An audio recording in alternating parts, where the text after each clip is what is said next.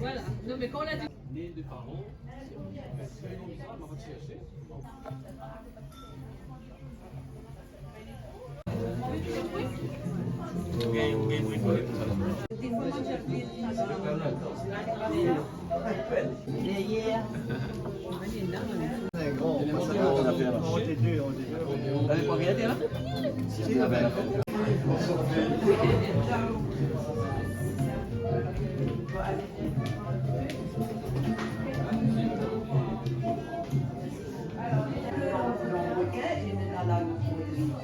Une fois, on était sortis la nuit et on revenait dans la rivière.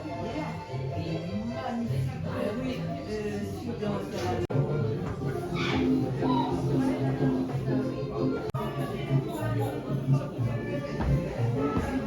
C'est là, il s'est mis en ouverture, lui, il sera. Ah, ben allons démarrer. Allez, hop, allons démarrer. Il y a le papa également. Et là, parce que le lendemain matin, on réveille les levées du soleil sur les neiges, sur les cercles sublimes. Normalement, on peut y aller. C'est bien assis sur le bidon. Et frais.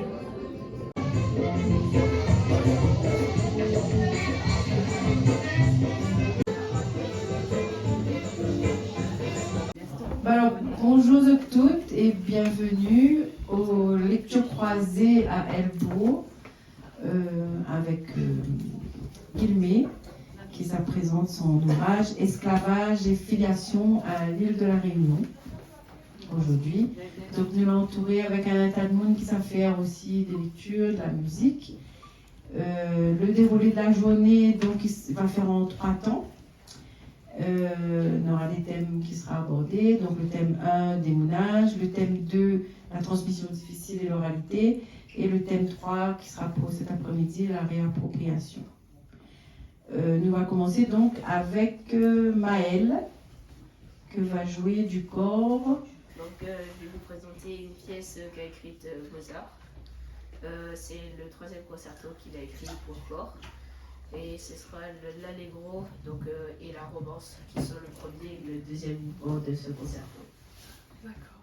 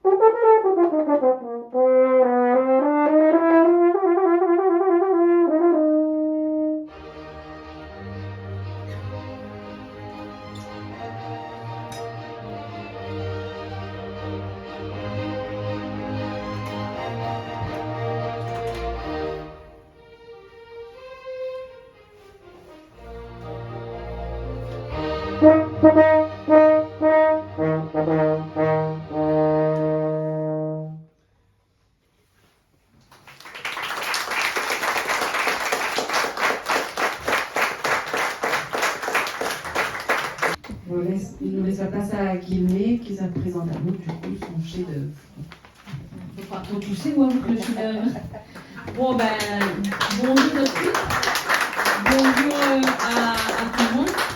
Et comme on dit ici, nous souhaitons aux autres la bienvenue. La bienvenue dans la case de Pamoine, parce que en fait, on est accueillis par, enfin, un peu, va switcher, on va passer un peu du créole au français et du français au créole, puisque l'affiche est bilingue. Et bon, on était convenu qu'on pouvait switcher. Donc, il disait que, bon, il souhaite aux autres la bienvenue dans la case de la Pamoine. C'est-à-dire qu'on est accueillis aujourd'hui par la famille Lucidi, la partie cachette, vous direz. Donc, il y a Cathy, qui présente aujourd'hui, qui anime un peu toute la matinée et toute la journée. Donc, c'est déjà vu. Il y a Evelyne Gauthier. Non, juste dis bonjour, Evelyne. Non, c'est bonjour. Bon, Evelyne, pas. Bon. Et puis, il y a sa maman, peut-être, voilà, ici. Madame Lucie, donc, qui accueille nous dans cette maison créole. Tout à l'heure, Cathy va dire deux mots sur la maison. Voilà, donc il permet vraiment de gagner un peu de temps parce que parler de ce livre-là n'est pas si évident que ça, pour la bonne et simple raison que déjà on n'a pas trop préparé. À vrai dire, on ne prépare pas du tout cette présentation-là. Et il est très, très compliqué de switcher d'une langue à l'autre pour parler de l'ouvrage. Parce que c'est un ouvrage qui a été écrit en français, avec des passages en créole en ce qui concerne l'interview de M. Télégon. Parce qu'il y a une interview dedans en créole. Et tout à l'heure, Cathy a donné le titre du livre. Et souvent, quand on donne le titre du livre, on oublie le sous-titre. En fait, c'est Esclavage et filiation à l'île de la Réunion. Et dessous, c'est écrit une transmission en contrebande. Donc, c'est important, puisqu'on peut dire que c'est la problématique même de l'ouvrage, la contrebande. Donc, sans doute, tout à l'heure, dans la discussion, on va voir avec vous à quoi ça vous renvoie, finalement, ce sous-titre d'une transmission en contrebande. Alors, il y a quelqu'un qui m'avait posé la question de savoir comment cet ouvrage a été écrit. En fait, de cette sorte, d'où vient finalement cet écrit. Si on part, donc on pose la question de l'origine, donc on peut dire qu'au fond, c'est quelque chose qui vient de loin. Du coup, le lieu est tout à fait approprié. Elle bourre avec la montagne en face, on va dire l'esprit des marrons, l'esprit des ancêtres, le pays d'autrefois. C'est un peu la problématique aussi, l'une des problématiques. J'ai appelé ça le pays d'autrefois, et qui croise en fait le côté un peu double, l'origine double de l'ouvrage. Parce que c'est un ouvrage au départ qui est un ouvrage universitaire d'orientation psychanalytique. C'est un écrit psychanalytique. Et le titre, c'est quand même dans le titre, il y a l'esclavage. Donc la filiation, on pourrait comprendre, la transmission, on pourrait comprendre facilement. Hein. Ce sont des thématiques qui intéressent de près la psychanalyse. On peut me demander pourquoi l'esclavage.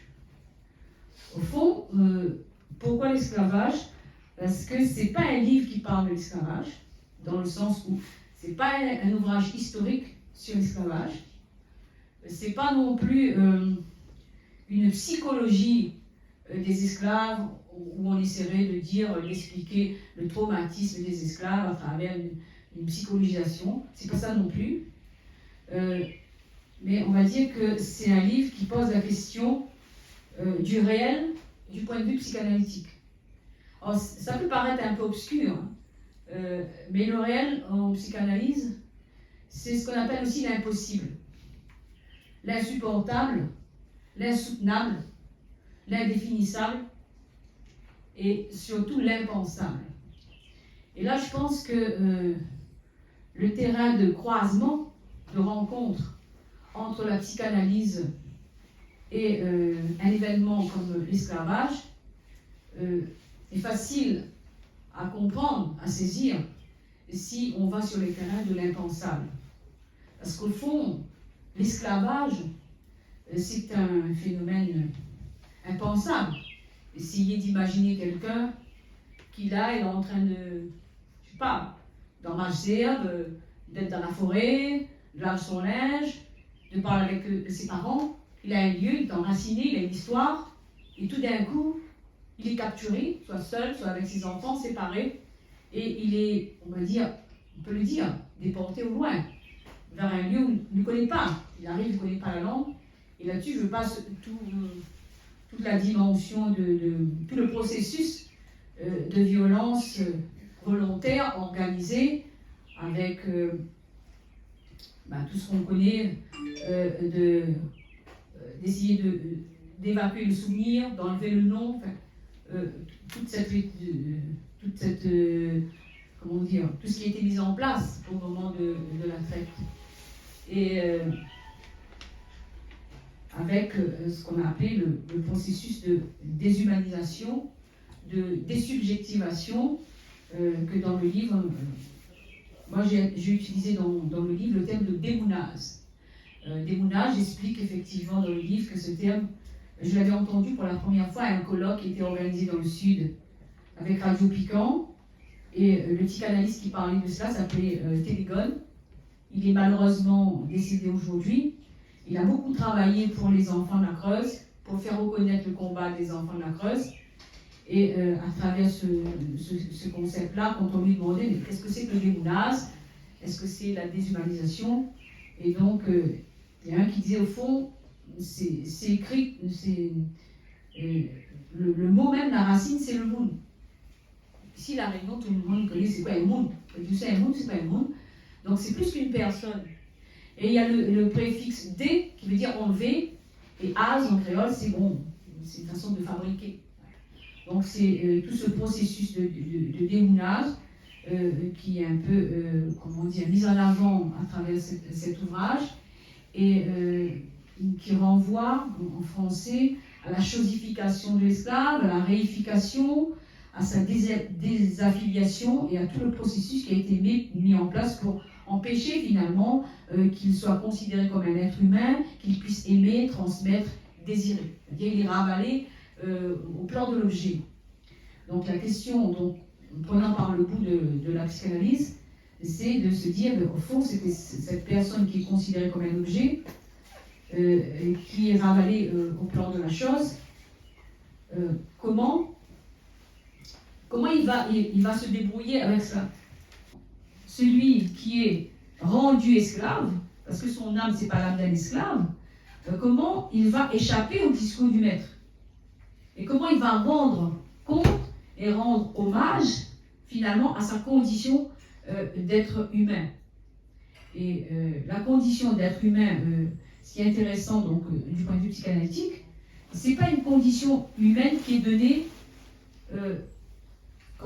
qui est donnée une fois pour toutes, mais on va dire qu'il y a deux types de naissance pour l'être humain.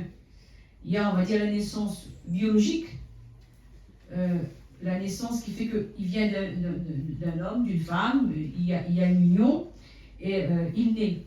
Et ça ne suffit pas au fond, parce qu'un être humain, il doit s'approprier son histoire, son destin, ses questions. Et l'esclave, c'est pareil. Enfin, c'est pareil dans le sens où il va faire doublement cet engagement-là, ce pari de l'humain.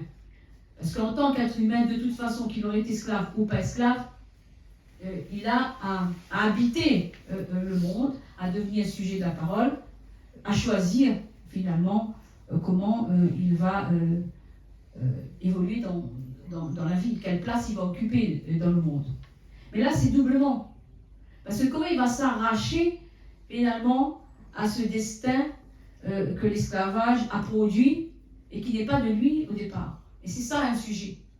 Et c'est en ce sens-là que je me suis intéressée, non pas à la dimension finalement de fatalité, non pas à la dimension où il serait assigné définitivement à l'esclavage en tant qu'esclave, mais comment l'esclavage, qui est un réel, que je disais tout à l'heure, impossible, insupportable, impensable, comment lui va essayer de penser sa place, son rapport dans le monde face à cet impensable-là. Donc il y a de toute façon une partie qui reste impensée, qui reste impensable. Et la partie qui est subjectivée, ça revient au sujet, et ça prend différentes formes. Et donc on a bien vu ce que ça a donné à La Réunion, que ce soit la langue créole, que ce soit la musique, que ce soit le maloya, la cuisine. Donc il y a toute une dimension de la créativité que j'appelle aussi la rébellion de l'être, qui s'est exprimée à travers cette révolte de l'esclave, à travers cette résistance. Et c'est ce que j'ai appelé la transmission en contrebande. C'est quelque chose qui se fait à l'abri du regard du maître, à son insu, parce que lui, il est dans la délégation. Il sait très bien que l'esclave n'est pas un objet, mais il ne veut pas le savoir. Ça, c'est la délégation. Et l'esclave, il subvertit cette position-là en se faisant pleinement humain. Donc, j'ai essayé aussi d'interroger finalement cette dimension-là, comment il a inscrit cette dimension-là, comment il subvertit le blanc dans tous les sens du terme. C'est-à-dire le blanc de l'histoire, puisqu'on a essayé d'effacer la position subjective, on a essayé d'effacer la dimension, on a essayé de faire croire qu'une filiation était impossible. Donc ça, c'est la dimension de blanchir finalement l'histoire et d'effacer l'autre. Et le blanc aussi, c'est ce que j'appelle l'interstice, l'intervalle dans lequel le sujet naît. Parce que si tout était un bloc, s'il y a une fusion, on va dire, entre soi et l'autre, on ne peut pas exister. Il faut qu'il y ait un écart, il faut qu'il y ait une faille pour qu'on puisse surgir. Donc cet intervalle-là, c'est aussi l'intervalle dans lequel l'esclave naît, apparaît et crée. Et puis, bien sûr, il y a le blanc au sens concret du terme. Parce qu'à l'époque, l'esclavage s'est bâti sur une vision raciale, raciste et de ségrégation, où l'esclave était celui qui, de toute façon, n'était pas blanc, n'était pas libre et ne pouvait pas posséder la terre. Donc, c'était ces trois critères-là. Donc, le blanc, c'est aussi la position du maître, qui est du côté de la délégation, donc il est aussi dans le blanc, dans l'évacuer l'histoire, mais il sait ce qu'il fait. Donc il y a ces trois registres-là que j'ai aussi évoqués dans mon ouvrage. Et à la conclusion, donc je suis sortie un peu de cette dimension-là pour aller un peu plus loin, pour essayer de toucher une question qui est une question d'actualité, en revisitant la notion de fils. Parce que dans filiation, vous avez la notion bien sûr de fils, de celui qui arrive et qui a été investi après le père. Parce qu'il faut que les pères disparaissent un peu pour qu'ils laissent la place à la génération qui arrive. On dit souvent, les hommes politiques par exemple sont de plus en plus âgés, c'est comme s'ils ne savaient plus s'il y avait des jeunes après eux, s'il y avait une autre génération par exemple. Donc il faut vraiment que l'ancien, il s'efface, qu'il accepte un peu de mourir, de disparaître pour que le fils apparaisse. Ça, c'est un mouvement, on va dire, dans le mouvement même de la vie et de la filiation. Donc moi, j'ai interrogé aussi la dimension du fils et de filialité en créant la notion du fils à venir, en deux mots, dans le monde actuel, parce qu'on est dans un monde de migrance internationale. Donc la notion même de fils est à interroger.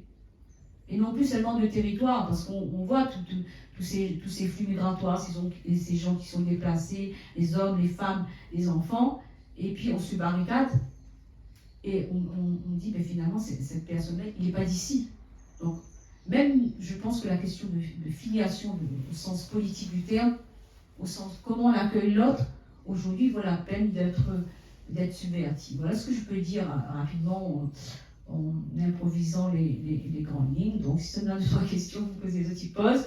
Sinon, on lui passe de toute façon la parole à Cathy, Lucidi, qui accueille à nous aujourd'hui, et qui connaît très bien faire ça, qui connaît le programme de la journée, et que va continuer.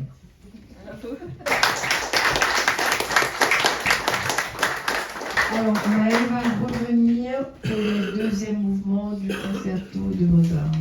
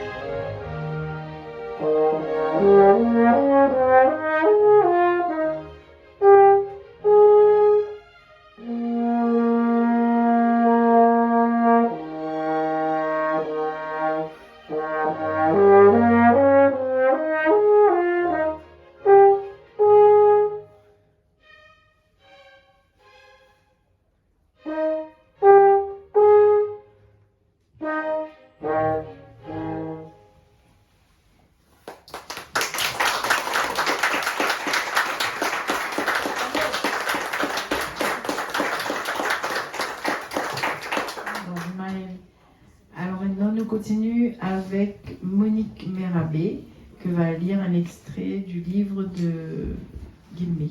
On va dire comment elle aussi. Oui, elle va présenter elle-même, du coup. Oui, c'est vraiment difficile à manier les deux. Moi, comme l'autre président, là, il ne fait pas plusieurs choses en même temps. Ah bon, ben, Vous les vieux. on va tenir le micro pour alors. Merci. Bon, ben voilà, nous, on a écrivain, avec Monique Séverin et aussi avec l'apport de Françoise, artiste, musicienne, etc. Ben, on s'est dit qu'on va faire un petit peu, croiser un peu ce que nous avons compris de ce que Guillemé a écrit. Alors, s'il n'est pas tout à fait vrai, ben, nous demande pardon d'avance. Voilà. Alors, donc, les trois parties, il recouvre les trois parties de son ouvrage. Et dans les trois parties, ben, nous avons choisi de faire d'abord une petite lecture quand même de ce qu'elle a écrit, elle.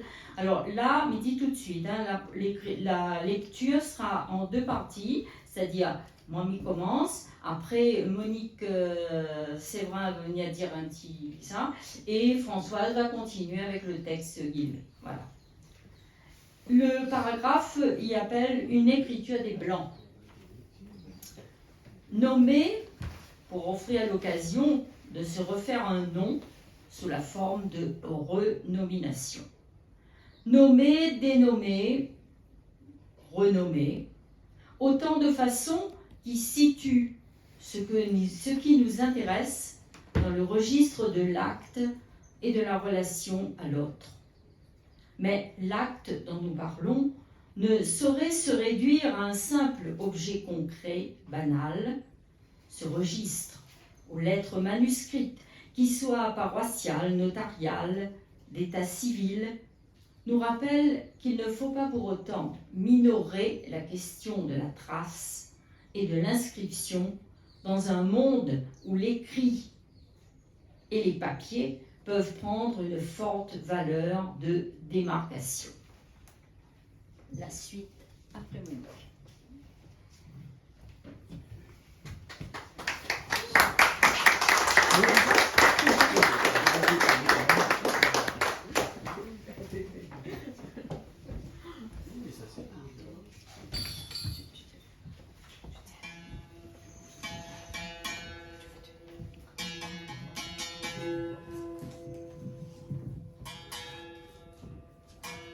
Eugénie avait pour géniteur le fils puiné de la famille Payette, laquelle avait reconnu l'enfant à sa manière. Elle avait été élevée comme une petite fille officielle tout en portant le nom de sa mère. Blanchet, à prononcer Blanchette, comme Payette.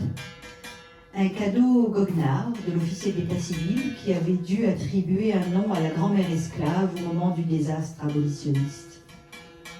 La malheureuse, Maria de son prénom, elle avait été baptisée, tout meuble qu'elle était. Aurait pu s'appeler aussi Mnémosyne, parce qu'elle avait perdu la tête, ou encore Frucide, anagramme sulfureux. Blanchette, un nom qui colle à sa peau de négresse. Ça a un nom, là? La moquerie, reprise et aménagée plus tard par les élèves de l'école des Sœurs, n'avait pas épargné Eugénie. Elle avait donc reçu de sa grand-mère, Maria Blanchette, un héritage fait de chaînes et de colibés. Des paillettes, un prénom qui aurait pu prêter à sourire lui aussi. Il s'était tout simplement rappelé Nénène archaïque, ancêtre de Coralie et de Maria. Blancs enrichis par le café, puis par la canne à sucre, les paillettes n'étaient pas assez érudits pour savoir que ce prénom, Eugénie, qu'ils choisissaient à leur petite fille de couleur, était un hommage involontaire à l'inventivité de la vie. Dans les quelques milieux lettrés de l'île, on se gossait, mais cela ne dépassait pas la limite des salons cossus. Merci. C'est un extrait. Un extrait de la Bâtard de Durin et je suis accompagnée par Florence et son Santali Bob. Voilà. Et son livre, hein. On y va, là. Merci. Bâtarde du Rhin, donc vraiment qui colle tout à fait avec cette question de la nomination et de l'effacement du nom dans l'esclavage. On l'a bien trouvé, merci encore à vous. Voilà. Et puis on passe le micro à Cathy. À Françoise. Ah, Françoise. À Françoise. Voilà, j'enchaîne directement. Alors, retour au livre de Guillemets. Le chapitre Une écriture des Blancs. Dans l'ouvrage de Margaret Wrinkle, l'esclave Wash nous livre ses pensées à ce sujet.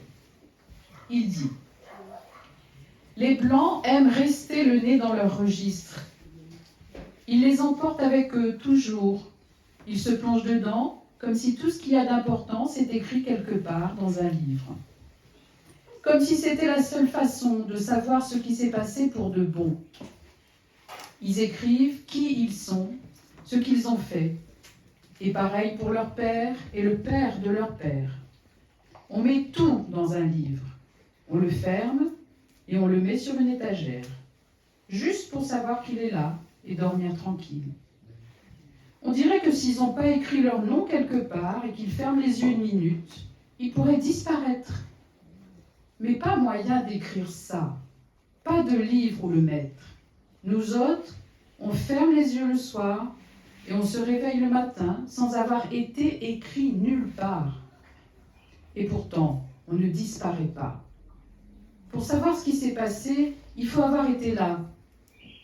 La vie, vue de dehors, c'est pas comme de dedans. Mais eux, ils croient que tout ce qu'ils ont pour continuer, c'est ce qui est écrit. Cette histoire finira par se savoir. C'est ce que je me dis. Sûrement pas avant qu'on soit parti pour de bon, sauf que on ne sera pas vraiment parti. Non, ça ne marche pas comme ça.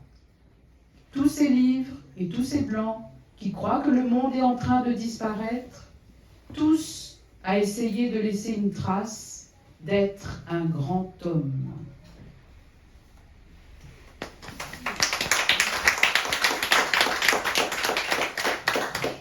Alors, nous allons laisser la parole à Monique et Monique. Monique et Monique. Monique au carré. Merci. C'était un prénom à la mode avant, alors Monique l'a gagné. On a longtemps pour moi. Hein. Alors, bon, c'est présentation quand même de ce qu'on va lire. Ça s'appelle Portrait d'aïeul. Et c'est un texte que moi j'ai écrit, donc Monique Gravé, et que est sous une forme un petit peu peut-être inhabituelle, c'est-à-dire qui appelle un tanka prose. Alors, dans un tanka prose, il y a un texte, bien sûr, mais l'histoire est coupée un peu par un petit poème d'origine japonaise, mais tout à fait adapté à notre pays, bien entendu. Voilà. Voilà, Monique. Archéologie. Que de cités englouties et ressuscitées, au sablier retourné, reste-t-il trace de vie?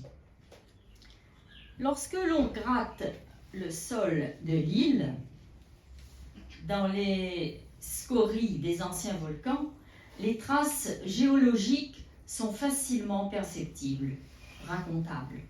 Elles sont les empreintes des fascinants feux d'artifice, magma délivré des flots, base de ce qui deviendra champs et forêts.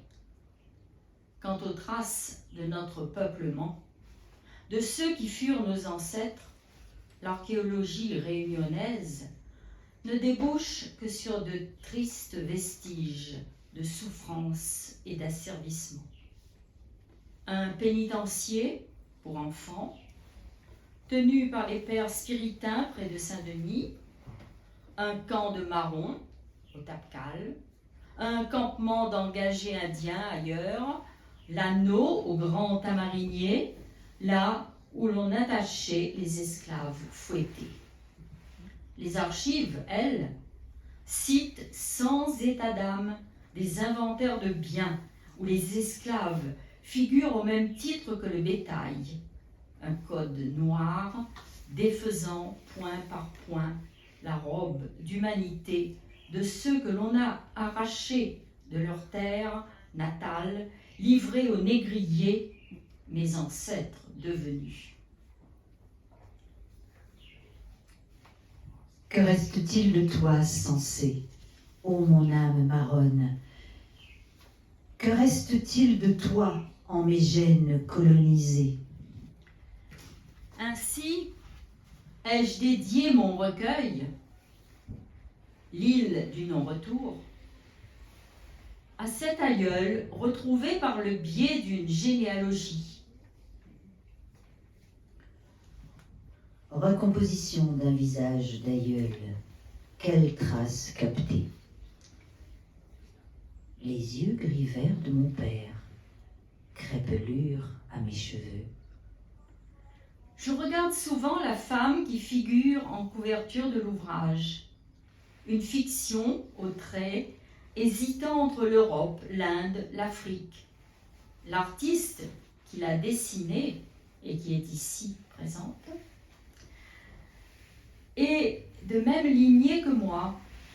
Elle l'a reconnue sienne au travers de mes mots de poète, évoquant ces esclaves fugueurs, exilés, chassés, fouettés, amputés d'un pied, d'une main. Elle a marqué dans son portrait ce métissage si fréquent à la population de notre île.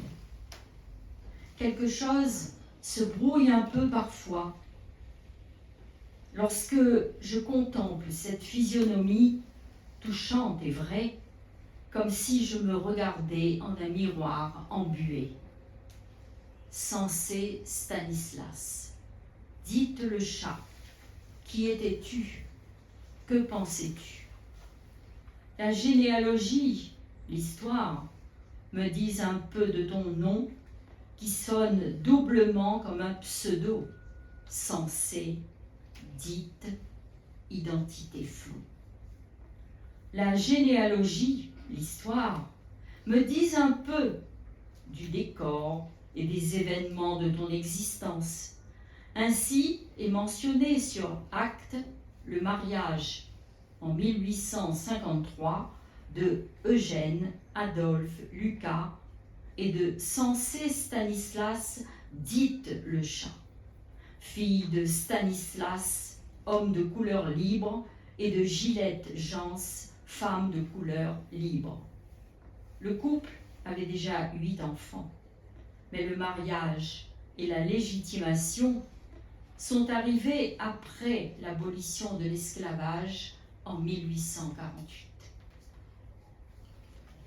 Je t'imagine dansant jusqu'au vertige en cette nuit de 20 décembre, dansant les prémices de notre liberté enfin conquise, dansant en prélude à tes légitimes noces pour valider notre identité enfin reconnue.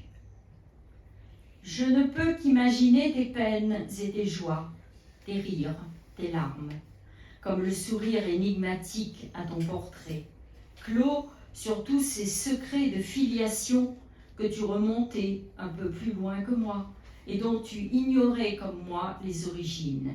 Puisé à quelle source d'Asie, à quel sable d'Afrique? Par mes poèmes, j'ai voulu forger un maillon de la chaîne des générations, suivre les pas des marrons sur les sentiers inexplorés, me bercer des battements d'un océan ramenant à l'île tant d'ailleurs.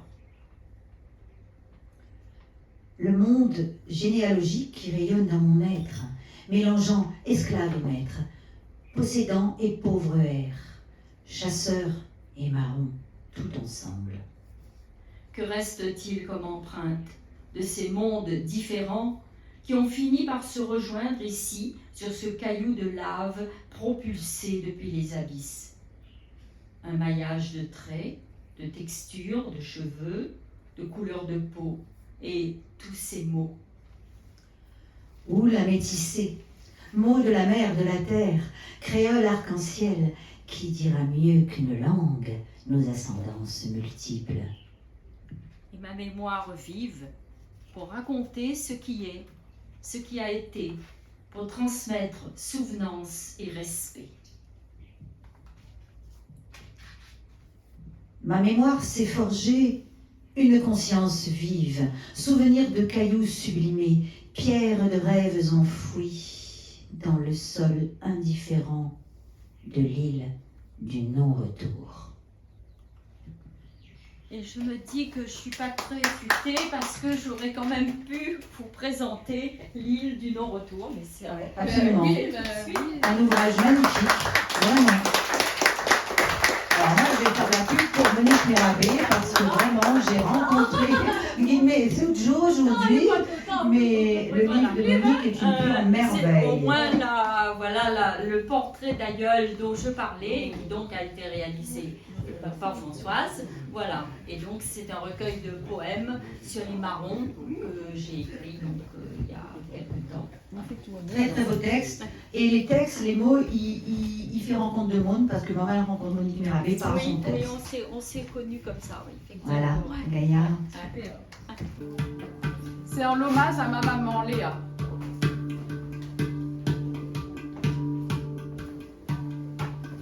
N'a longtemps déjà ou la quitte à nous, petit moment Léa dans le pays des hauts, au joli Cosmo, il manque à moins quand moins les seuls.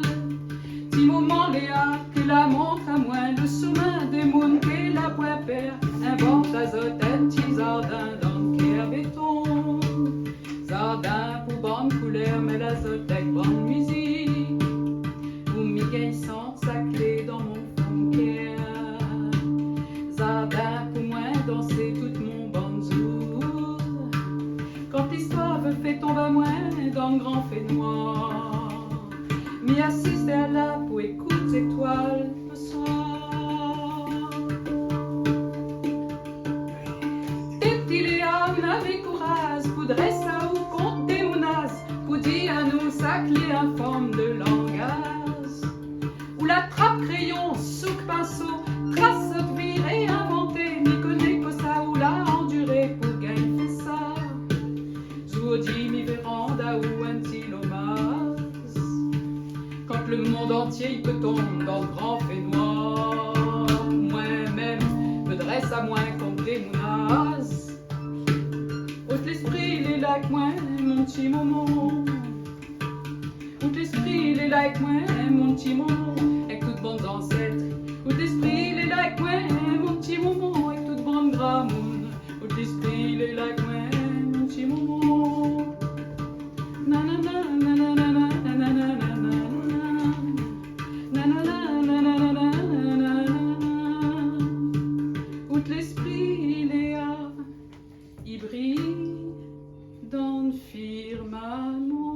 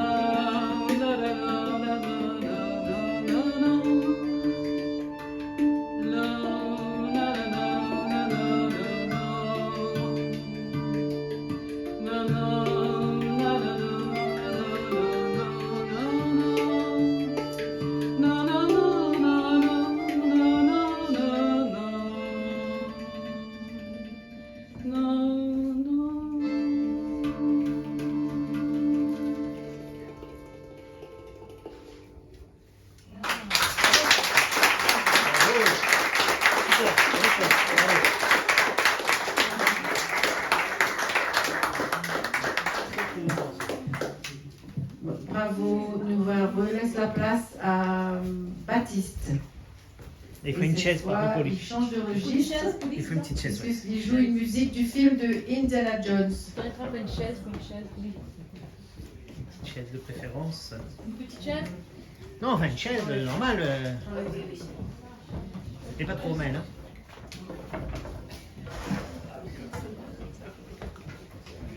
Ah ben voilà.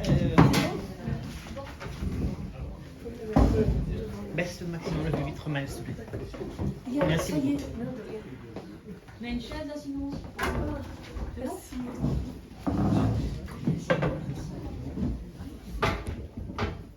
Bonjour, je vais vous jouer Raiders March qui a été composé par James Williams.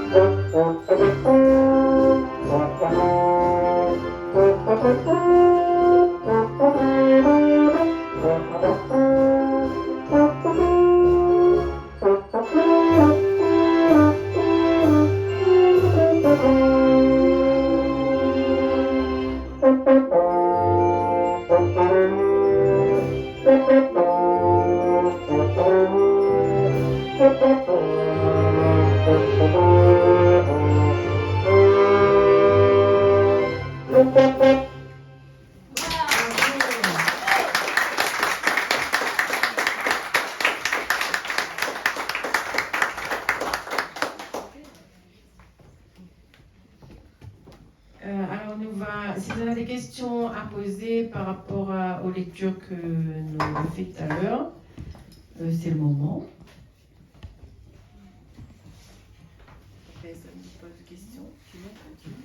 Non, ben, nous continuons avec un extrait de Marie-Claude David Fontaine. Et elle va présenter à nous ce qu'elle va dire. Bonjour, alors moi je vais vous lire un tout petit extrait d'une fiction intitulée Passerelle que j'ai écrite. Alors c'est un petit extrait qui porte sur le code noir et c'est celui qui a été choisi par Monique et Monique et il me semble convenir tout à fait par rapport au texte de Guillemets parce qu'il pose, il nous rappelle que le code noir est le texte fondamental, c'est celui qui a permis, je dirais, le démonage, la réification, la chosification des hommes. C'est celui qui a permis aux colons de l'époque de mutiler, fleurdelisé, arracher, supprimer les langues, séparer les familles. Donc c'est vraiment un texte fondamental dans cette opération de démonage. Alors voici ce texte. Donc je l'ai évoqué parce que le code noir m'a été transmis par mon père à moi.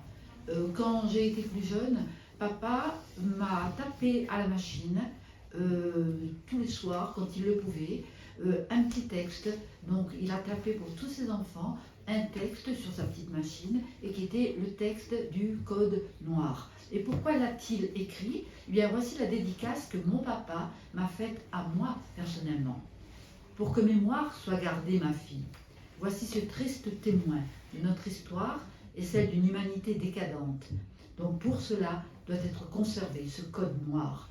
Ce code noir, honte à ce code noir, enfanté par des hommes, imbus de leur supériorité et de mépris pour le genre humain, au cœur fermé, honte à ce symbole de déclin, voire de recul, d'une civilisation par ailleurs brillante.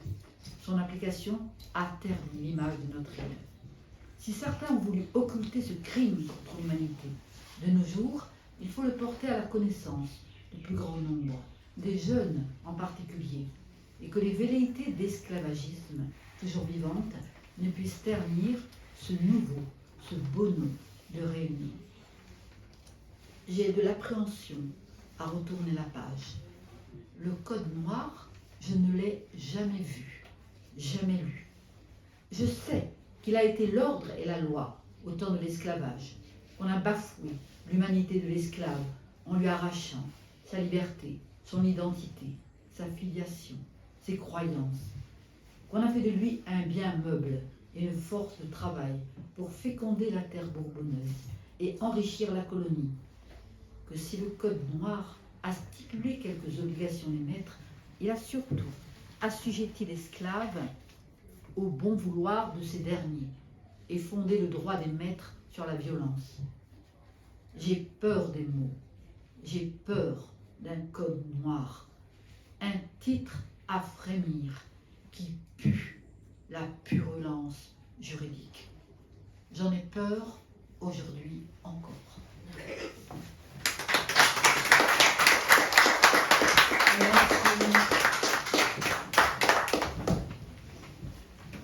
On continue avec le thème 2. Ouais, mais tu fais une pause.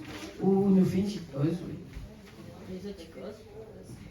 On nous fait une petite pause. Qui veut poser une question? Bonjour, c'est Frédéric Desfours, donc un camarade de Guillemets. En fait, je voulais faire un petit commentaire par rapport à ce que tu as dit là. Donc, effectivement, je pense que le réel est impossible. Parce qu'en fin de compte, le réel, pour chacun d'entre nous, c'est une représentation. Et on se représente le monde à travers nos sens, à travers, et aussi à travers nos paroles. Et donc, finalement, quand je lis ton livre, j'ai l'impression que ceux qui ont mis en place le code noir, donc ils ont symbolisé, donc, puisque comme le réel est impossible, on symbolise de manière à représenter le monde dans un, comment dire, dans un sens qui nous convient, quoi. Et donc, le code noir, c'est un symbole violent. Et alors, je sais pas, à un moment donné, il me semble que dans ton texte, tu dis que l'homme blanc, en fait, il veut écrire, parce que c'est une forme de narcissisme. Il écrit pour laisser des traces, pour dire qu'il est là. Est-ce que c'est une peur de disparaître? Et en même temps, est-ce que c'est la peur de la différence? Parce que finalement, c'est un peu une question de couleur, souvent au départ. Hein. Et donc, pour se préserver de cette peur-là, et donc, ils ont symbolisé, ils ont écrit le code noir pour défendre à l'autre d'exister. Et donc voilà, c'est ce que je voulais dire donc, par rapport à ça. Il y a un autre truc, mais bon, je pense que c'est dans le thème, je reviendrai dessus. Bon, alors, ta question ressemble plutôt à une longue remarque et à une façon dont tu as perçu le livre. Donc, je n'ai pas forcément une réponse directe à une question qui n'appelle pas forcément de réponse. Mais en même temps, bon, c'est intéressant d'avoir une question dans ce sens-là, parce que je tiens à cette idée que la réponse tue la question. Donc, c'est important de laisser les questions vivre. C'est pour ça que j'ai pas. Mon but, c'est pas que d'expliciter ce livre, de dire ce qu'il veut dire, parce que bon, j'ai entendu cette appréhension. Ah, j'ai bien aimé ton livre, mais c'est vrai qu'il y a des choses qui sont obscures, qui sont difficiles à comprendre. Elle ne comprend pas les dedans. Bon, et justement, c'est intéressant. C'est intéressant s'il ne comprend pas les dedans, parce que le but, c'est pas de comprendre, mais c'est de toucher. Plus que de comprendre, c'est de toucher justement à ce qui n'est pas, qui est difficile, même impossible à comprendre. Parce que toi, tu parlais de l'impossible en disant finalement, à cause de cet impossible, on essaye de se représenter son monde Et j'insiste bien sur la dimension de l'impossible, le réel comme impossible, finalement, c'est insaisissable. Hein. Et donc on va essayer de mettre des mots, comme tu dis, on va essayer de symboliser les choses, parce que si, quand c'est trop impossible, la façon de s'en sortir, justement, les écrivains sont là, ils comprennent bien ça, c'est d'entourer, hein, avec des mots, avec une écriture, et pour essayer de cerner justement ce trou qui ne peut pas se boucher, qui ne peut pas se combler, mais autour duquel on tourne. Donc c'est un peu ça la dimension qui essaie d'être traduite dans ce que j'avance. Mais après, est-ce que le code noir, est-ce que le blanc essaie de symboliser quelque chose? Je ne dirais pas les choses comme ça. Je dirais effectivement c'est un symbole fort de l'esclavage. Et ce qui est assez étonnant, c'est comment il tord, comment ce type de code blanc fait une torsion avec la loi, parce que au fond, ce qu'on appelle le code noir, ben, c'est un code blanc, parce que c'est le blanc qui écrit le code noir. Et pourtant, on l'appelle le code noir. Et en même temps, un code censé dire la loi, alors qu'au fond, ce n'est que la loi du maître. Et c'est pour ça que j'avais évoqué aussi dans ce livre l'histoire de Fuossi, pour montrer comment le Fuossi va aller assez loin, parce qu'il n'accepte pas cette loi, on va dire, trafiquée du maître. Et même quand à un moment donné, on va lui dire, ben, il peut être affranchi parce qu'il y a une faute de la part du maître qu'il n'a pas enregistrée sur la liste, il peut être en partie affranchi, il va dire non, il veut aller plus loin, il va aller vraiment vers la loi, et on peut faire la distinction entre la loi avec un petit m, la loi que le maître essaye d'imposer, et la loi qui est au-dessus de nous, et c'est pas nous qui créons la loi est là avant nous. Et donc, et dans ce système-là, c'est même la loi qui est, on va dire, qui est trafiquée. On essaye de contourner, mais plus que contourner la loi, mais de la renier, quoi. Il y a un démenti de la loi. Voilà, donc je n'ai peut-être pas répondu à ta question, mais je pense que j'ai mis en dialogue peut-être ce que le texte a évoqué, et je remercie pour ça, et est-ce que je peux en dire en entier de ce qui s'est écrit. Voilà, s'il y en a un autre qui me pose question. Moi, je ne veux pas poser une question, je veux juste rajouter un truc par rapport à l'ambiguïté que nous avons là, par rapport à notre personnalité, suite au fait que nous avions des ascendants esclaves. En fait, ma mère a fait des recherches généalogiques par rapport à notre nom de famille, Lucili. Et nous, ben, du coup, la famille Lucili vient de l'île d'Abidote, pas d'El Bourville, hein, parce que Bourville, c'était les bourgeois de la ville. Et la première Lucili a été affranchie, et c'est à elle qu'on a donné le nom de Lucille. Elle s'appelait Lucille. Mais quand elle a été affranchie, elle est passée de l'état d'esclave à l'état de maître. C'est ça. Pardon. Chaque fois qu'il raconte nos idées.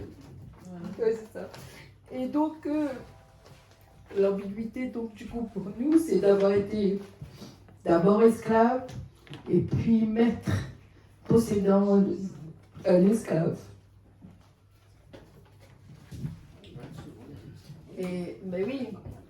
Merci. Alors justement, par rapport à ça, ça m'évoque parce que quand j'ai lu le livre, je comprends ton émotion.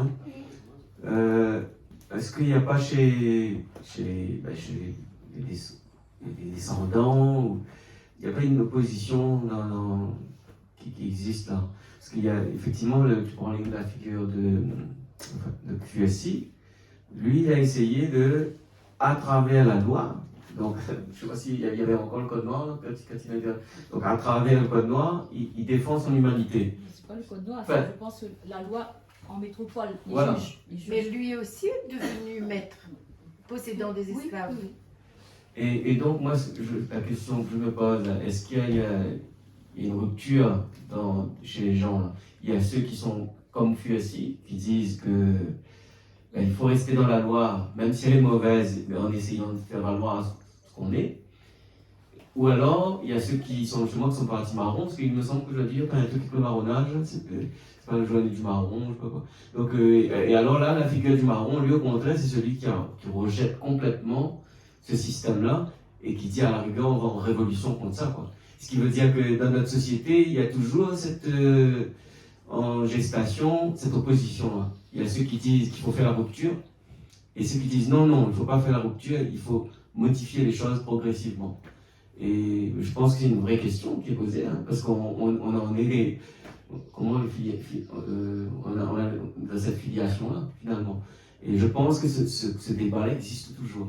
C'est-à-dire, est-ce qu'il faut faire une rupture par rapport à notre réel, ou bien est-ce qu'il faut au contraire changer les choses et à plus d'humanité? Donc, je voulais bien quand même intervenir sur ce qui a été dit, parce que dans l'ouvrage, j'aborde aussi bien le marronnage et que l'esclave Fiesci, mais c'est ma lecture finalement de l'histoire de Fiesci, hein. C'est ma lecture personnelle, disant que, bon, il faudrait lire le passage, quand vous lirez, vous comprendrez sans doute ce que je voulais dire, donc toute l'histoire de Fiesci, parce qu'en même temps, il découvre sa filiation à la mort de sa mère, à travers un papier qu'elle a gardé, toute la généalogie, et il va essayer de se battre justement pour se faire reconnaître libre, parce qu'ils n'étaient pas censés être esclaves, parce que sa maman avait touché le sol de France, et en même temps, la religieuse qui l'accompagnait avait demandé la condition qu'elle soit affranchie. Donc ça n'a pas été respecté par le maître. Donc on voit bien là que le maître lui-même ne respecte pas la loi. Il ne respecte pas la loi. Et lui, il va passer par la loi, non pas la loi du Code noir, il va faire appel donc, à un juge, hein, donc code juridique, pas code noir, c'est ça que je veux dire. Et donc il aura, et ceux qui vont essayer de défendre, le procureur, je ne sais pas comment dire ça, qui va essayer de défendre Fiesci, donc il aura toute la société blanche contre lui. Donc il y a vraiment une volonté, il y a ici une façon d'appliquer la loi à cette époque-là, qui fait qu'il est obligé de passer au-dessus parce que la loi n'est pas là. Donc c'est la loi de l'autre côté. C'est dans ce sens-là, je dis, c'est un combat où il va aller jusqu'au bout de la loi, aller chercher où se trouve la loi. Parce que la loi ici même, elle n'est pas appliquée. Contourne, ils ne veulent pas appliquer. C'est un combat personnel, non? Voilà, c'est un combat personnel. Mais là, je le prends un peu comme un symbole pour expliquer finalement les différentes positions qui sont prises par rapport à la loi et comment la loi elle-même ici, elle est pas applicable, quoi. Elle est contournée. Donc, c'est un peu ça que j'ai essayé de démontrer. Alors, pour Fiesci, là, moi, j'ai une remarque à dire, c'est que si j'ai bien compris, Fiesci, il s'est battu pour lui, personnellement, pour son bien-être, pour ses intérêts personnels, avec tous les armes dont il disposait, son intelligence et le droit français. Mais à l'issue de ce combat qu'il a gagné, donc il avait apparemment pour des esclaves, si j'ai bien compris, mais après c'était tout, il ne s'est pas battu pour une cause, il s'est battu pour lui. C'est ça pour moi le vrai profil de Fiesci. Alors, maintenant, quand on dit que ceux qui sont affranchis, ils ont des esclaves, je crois que c'est imposé, hein. C'est imposé dans la loi. C'est imposé. C'est-à-dire quand vous êtes affranchi, vous devez avoir un ou des esclaves. Ça fait partie de la condition. Et là, on voit bien jusqu'où peut aller finalement la perversité du système. Hein? C'est-à-dire, vous passez dans le camp de l'autre côté. Donc vous avez des esclaves. Donc il n'est pas question de dire vous êtes affranchi et vous restez avec les stigmates de l'autre côté. Donc c'est un processus. Qui est inscrit même dans la loi. C'est pour ça que j'insiste sur la façon dont la loi même, elle est utilisée d'une certaine façon, elle est tordue d'une certaine façon pour aboutir à des effets. Et une fois affranchi, on devient blanc. Voilà. Pour les plus noirs, le noir et le blanc n'ont rien à voir avec la couleur de peau. Parce que c'est-à-dire le statut social par rapport à... Voilà. C'est pour ça que j'ai posé là, quand j'ai parlé, j'ai dit, bon, finalement, il y a ces trois conditions-là qui sont solidaires pour définir la place de celui qui est le vert, qui est le blanc, au sens, donc ça va plus loin que la couleur de peau, mais on peut pas nier quand même cette dimension de couleur de peau, parce qu'il y a effectivement le fait d'être libre, de pouvoir posséder la terre et de la transmettre, et puis il y a quand même la couleur de peau. C'est ça qui distingue finalement ceux qui sont du côté des esclaves et ceux qui sont du côté du maître. Maintenant, je voudrais revenir sur puisque tu nous en as parlé donc, de ton nom, hein, elle est Lucie, esclave, son prénom, et finalement on transforme ce prénom en nom en changeant une lettre. Lucie. En changeant une lettre ou pas, parce que les Africains prononçaient le EI. Voilà, mais de toute façon, donc, mais ça, dans l'écriture, ça reste, on passe du E au Y. Voilà. Ouais. Mais ça, je trouve très intéressant parce que on parlait de l'écrit, et justement, il y a cette trace dans l'écrit qui est un peu comme la place. Bon, par exemple, je discutais avec quelqu'un, vous connaissez sans doute le reflet des îles, le propriétaire s'appelle Banon. Et il y a longtemps que j'ai discuté avec lui, il me dit effectivement, il descend des esclaves Panon des bassins. Donc quand ils ont été affranchis, on a transformé Panon en Banon. Et donc il y a tout un jeu sur les lettres qui fait qu'on a la trace quelque part du maître, à une lettre près. Donc j'insiste là-dessus parce qu'effectivement en psychanalyse, donc cette question de la lettre est fondamentale. C'est encore au-delà du symbolique, la question de la lettre. Et là, vous voyez que le P et le B, c'est pratiquement la même lettre, mais employée dans l'autre sens. Donc je pense que quand on travaille justement sur les noms, l'écriture, la façon dont ils donnaient les noms, dont ils inversaient le Caroline en voilà, etc. Il y a donc tout un trafic avec les petites lettres. Quand effectivement La renomination, il y a aussi la trace du propriétaire, je sais pas, c'est avec ces fameux noms dit. Moi, par exemple, voilà, je parlais de la mienne, mon aïeul, il appelle Sansé, donc Stanislas, ça c'est son nom, parce que son père était un esclave qui s'était affranchi, mais il appelé Stanislas, et dit le chat. Et d'après ce que a compris, le chat c'était la propriété, enfin il n'était pas vraiment propriétaire terrien, mais enfin peu importe, il travaillait là, donc je sais pas, voilà, donc c'était pour marquer, voilà, dit le chat, voilà. On va passer la parole à M. Victor. Eh bien, au moins. La filiation en contrebande. Et jusqu'à maintenant, jusqu'à quelques années, il vivait dans, on dirait, un fleuve tranquille. La vie de moi, comme elle était comme ça. Voilà, mes descendants, ils étaient blancs, ils étaient comme ça. Ils appellent eux-mêmes Euphrasie de Strasbourg, là, il rachat de nom, la donne Victoire. Et puis, là, le côté aussi maternel. Il porte un autre nom. Le côté maternel. Paternel, c'est Victoire, mais maternel, un autre nom. Et en même temps, bon, il y a ces victoires après, parce que mon arrière-grand-mère, qui s'appelle Marcin Asdovas, une Yougoslave. Le garçon de Réunion, comme marin, et puis on continue escale, il fait les enfants, il a franchi, il a donné le nom Victoire. Et avec les deux enfants. Et ces deux enfants, Naël, étaient aussi possesseurs d'esclaves. Mais il était surpris, il me dit, ah, comme ça, non. Alors que il croyait qu'il était blanc. Il dit, il n'est pas tout à fait blanc. Donc il déconstruit déjà une réalité là. Hein. Et l'autre côté, il dit, ils sont en Inde, moi, ils sont en Inde, et comme il fouille dans des papiers, ils disent, ouais, elle a trouvé un papier vieux, livre déchiré, écrit, Mandja Sewa. C'est peut-être les Malgaches. Et il fouille, il fait des recherches, il rend compte que le Mandja Sewa, ils ne sont pas du tout de Madagascar, ils sont de Calcutta. Il dit waouh! Un beau mélange. En plus, mon grand-mère s'est mis ça avec Waro Rencontre. Et mi fouille, et puis il trouve un acte d'affranchissement. Où Madame Victoire, elle prend le nom de Victoire, et il appelle à elle la veuve Strasi. Parce que je n'étais pas marié. Et en très peu de temps, toute une réalité il effondre. On dit, ah, mon texte est vraiment bien colonisé. Du coup, on avait un sang, ma race, toute ma mère à terre. Pour dire que cette histoire de filiation, souvent, quand on réfléchit un petit peu, il permet d'avoir une autre vision de la réalité. Comme on dit, la réalité ou construit par rapport à ce que soit il apprend en haut, soit ce que ou apprend ou même on découvre à mesure. Ces autres réalités n'est pas figée. Au fur et à mesure qu'on apprend, on découvre des choses et on est obligé de à chaque fois reconstruire haut pour avoir une autre vision du monde. Et comme il prend Elbow, c'est extraordinaire. Là, il y a eu un événement familial arrivé ici et personne n'en parlait dans la famille. Quand il y a eu l'effondrement du Gros Monde, sur le grand sable, là, sur tout le monde, nous avons une tante, elle a été ensevelie là-dessous avec ses 8 enfants.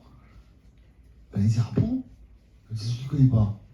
Ceux qui ne connaissent pas. C'est pas que ceux qui ne connaissent pas. Je l'ai oublié, parce qu'elle n'a pas été transmise. Et ça, quand on regarde les sacs sur Salazie, on voit toutes les séries de monde, même non, mais il y a un problème là. Et là où on découvre, il fait avoir un choc à chaque fois. Et la réalité est construite à force de choc. Et en fait, nous aurait été beaucoup mieux construit si... Merci. Hein. La réalité construite de choc, vraiment les puissants. Comme, si notre histoire était vraiment racontée. Il me dit que nous aurait été vraiment beaucoup mieux construit si l'histoire était vraiment racontée. Parce que nous aussi, on n'avait jamais dit à nous que nous étions descendants d'esclaves. Pourtant, cet esclave-là, c'est l'arrière-grand-mère de mon grand-père. Mon grand-père a été, lui, sur les genoux des enfants de cette femme-là, que l'étaient ses grands-parents. Moi, elle a connu mes grands-parents, donc mon grand-père. Alors, malheureusement, par rapport aux dates, il est né, l'année de sa naissance, c'est l'année de la mort de son grand-père. Mais ses frères et sœurs, les plus grands, elle a connu ces grands-pères-là, qu'elle était esclave. Et dans les familles, ils ne parlent jamais de ça. Ma posé la question à Mémé, moi, une fois. Est-ce que elle avait connu ses beaux-parents? Est-ce que elle était noire? Ah non, on n'avait pas de noir dans la famille. À Elbow, on trouve la trace de monsieur. Il a mettre un vague souvenir de sa filiation. Parce qu'il s'appelle Victoire Paul Ostrazi. Ah, il me dit, ben voilà, là, c'est une petite preuve que m'a retrouvée. Il me dit, c'est aussi cette Ostrazi là. Ben, c'est une déformation de Paul Strazi, tout simplement. Et le monsieur Bessidois. Strazi, que l'était, d'où, vous disiez? C'est une petite île dans l'Adriatique qu'il appelle l'île de Miel. C'est un joli nom, hein? L'île de Miel. Miel, il signifie miel en français, je crois. C'est toujours mal là-bas. Voilà. Moi, ça me trouve super intéressant, hein, c'est que là, tu arrives à une histoire beaucoup plus complexe. Et je trouve qu'elle est vraiment bien, parce qu'on entend beaucoup d'émotions. Hein, on a vu Cathy, hein, et non, c'est une émotion pareille dans le cœur de tout le monde, cette émotion à redécouvrir chacun dans nos histoires personnelles, dans ma généalogie, comme dans la vôtre, hein, toujours une histoire où d'affranchie dans un coin ou une autre, etc. Et donc, je pense que là, le plus important, c'est peut-être de comprendre que la Réunion, c'est vraiment une terre de complexité. Et moi, de temps en temps, je suis un petit peu, je veux dire, affectée, malheureuse, peinée, de découvrir que souvent le conflit dans l'histoire, c'est le conflit noir-blanc, noir-blanc. Et je trouve qu'il y en a encore plus que ça, les plus compliqués, parce que dans nos têtes, dans nous-mêmes, il y en a un peu de tout ça. Donc il faut vraiment arriver à exprimer tout ça. Donc c'est ça, je trouve qu'il est vraiment important. Moi, je voulais dire par rapport aux réalités, là, donc, moi j'ai l'impression qu'il y a la réalité immédiate, celle qu'on vit à travers nos sens. Donc, ça, une fois qu'on meurt, il n'y a plus. Et puis, il y a la réalité symbolique, historique, et ça, c'est à travers les paroles qu'on laisse, les écrits. Et comme on n'a pas un rapport, c'est d'ailleurs pour ça qu'il me semble-t-il, peut-être que les maîtres à l'époque, ils ne voulaient pas que les esclaves sachent lire, etc.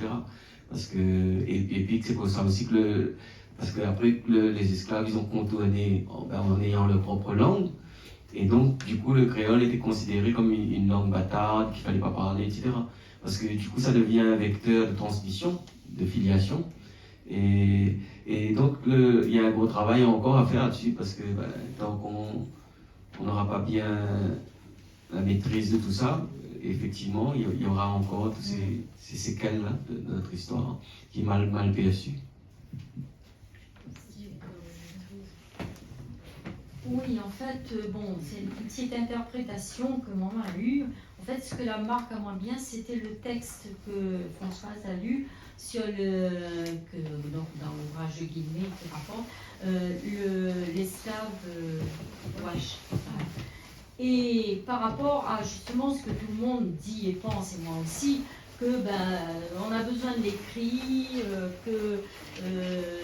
et puis aussi cette notion que je ne comprends pas bien sûr, puisque c'est sûrement quelque chose de très psychanalytique, l'impossible, le réel est impossible, c'est pas facile, alors que justement ce texte de l'esclave Wash, au contraire, moi en tout cas, il m'apprend que si le réel est possible, et d'ailleurs c'est la réalité, parce que nous les là aujourd'hui, quelle que soit la façon dont notre nom a été retenu, donné, transformé, etc., mais nous l'a vécu, nos parents, et nous les là.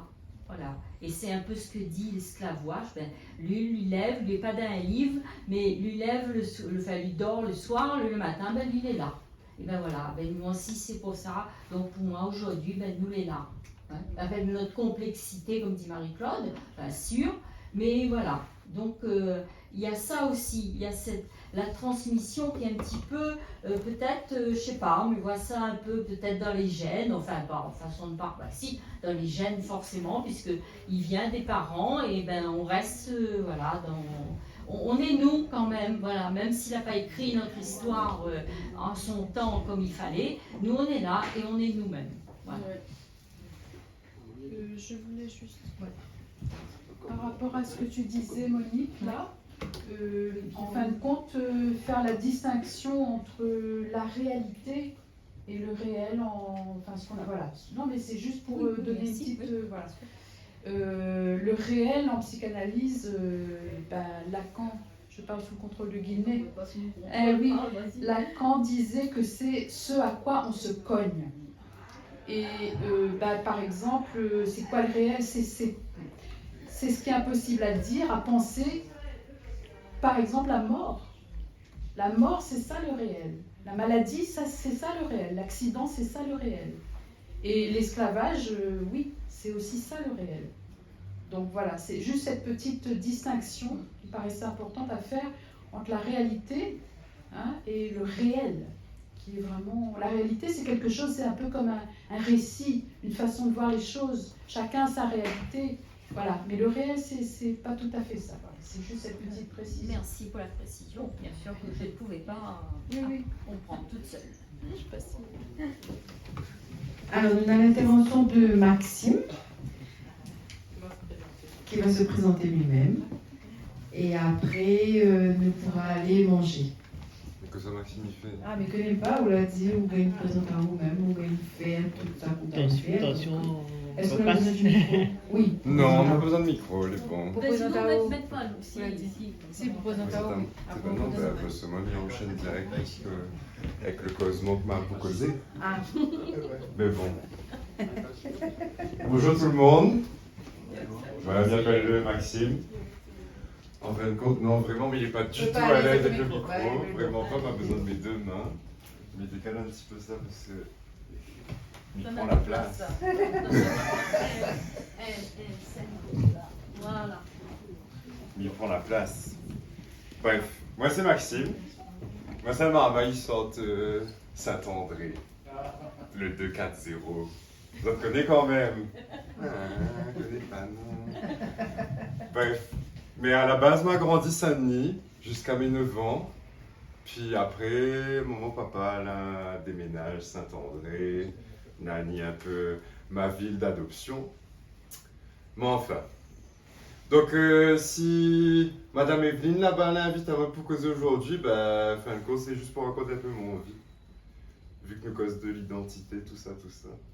Donc, tu vois, moins grand, comme un mycose. Beau? Ah oui. Où dis où? Ah oui. Donc, ouais, voilà, pourquoi beau, pour ça tu veux. Hein. Pas de problème.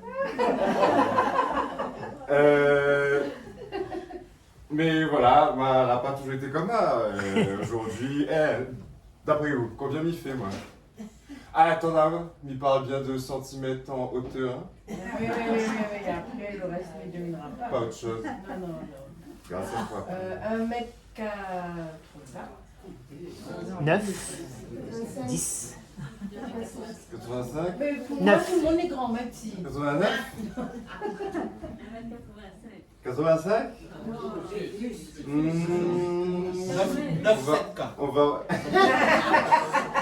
On va remettre les choses dans l'ordre. À vous, combien vous faites? 1,58. 1,58. Pour moi, tout le monde est grand. 1,58. Tu me rappelles encore. Tu devais avoir 10 ans. Comme il t'a fait 1m58. 1m58, tu oui. La vie était gaillard à l'époque, hein? 1m58. Mais bon. 2-3 fois. Quand les petits là. La vie, pas forcément gaillard. Mais t'as encore rien qu'un petit bout de moon. La joue est tendre comme la fesse gramoune. Il n'avait qu'un seul ami. Même s'il était maudit. Son prénom, c'était Biberon. Son créatrice, c'était Momon. Nesquik, de lait Nido, de lait Nestlé. Ça même été mon recette préférée. Mais t'as pas ce moukat de biberon là. La fait gonfle à moins au poignet rond. Comme est là, mon dessert t'écrit à moi lardon. Riscat, t'es juste un petit capon. Que t'es boire trouve son trésor. Ça même l'amour moment t'es vaut de l'or. Crée un moins couillon. 10 000 à tort. Mais poire trouve ça. T'es fallait m'y t'es fait sport.